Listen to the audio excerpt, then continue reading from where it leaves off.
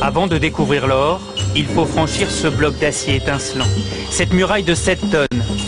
Passer cette porte blindée, on pense déjà toucher le métal précieux. Non, c'est simplement l'antichambre. Il faut être patient et descendre encore à 26 mètres sous terre. Et devant nous, une seconde porte colossale.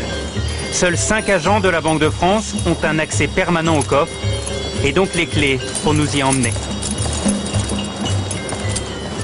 Pour des raisons de sécurité, les gardiens du trésor ne doivent pas être reconnus. Ils travaillent à la souterraine.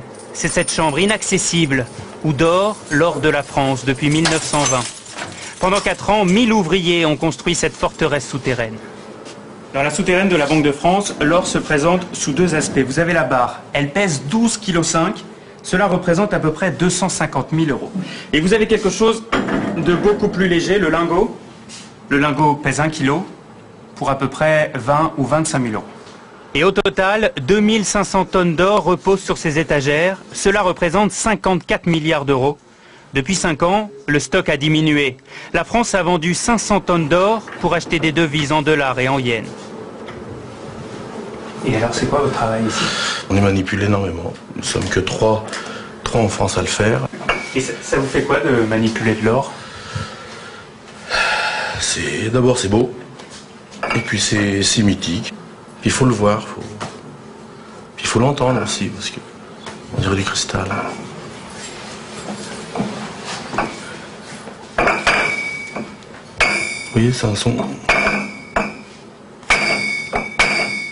Et tout cet or a bien failli être volé. Nous sommes en juin 40, les Allemands sont à Paris, 4 officiers nazis se présentent à la Banque de France et demandent qu'on ouvre les coffres. Oui, mais ils sont vides. L'or est déjà sur les routes. Il y a 2800 tonnes d'or à évacuer, ce qui est considérable. Vous avez donc de mémoire 400 ou 450 camions, parce qu'en plus il faut réquisitionner les camions, ils ne sont pas tous là, la plupart sont partis sur le front. On fait ça de nuit, et puis là donc on file vers les ports, et puis donc après on partait vers Dakar, vers les Antilles, vers les États-Unis, qui sont les 3 grandes destinations. Seule une caisse de 50 kg d'or est déclarée perdue. Elle est tombée dans le port de Brest, et certains disent qu'elle a été repêchée. Après la guerre, l'or retrouve son écrin. Aujourd'hui, avec ce stock de 2500 tonnes, la France est le 3e plus gros détenteur d'or au monde, derrière les États-Unis et l'Allemagne.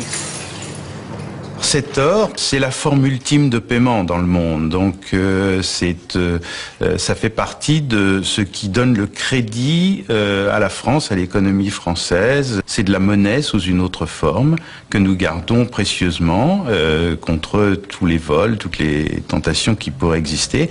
Et comme vous l'avez vu, je peux vous garantir que c'est très très bien gardé. Jamais des cambrioleurs n'ont essayé de rentrer, c'est de toutes les manières impossible. Avant de ressortir, nous longeons ces caisses en aluminium, encore de l'or. Et puis, au détour d'une salle, des sacs de pièces sonnantes et trébuchantes. Des dollars qui rappellent la ruée vers l'or. Notre voyage au royaume de l'or aura duré 2 heures, avant de remonter vers le monde extérieur.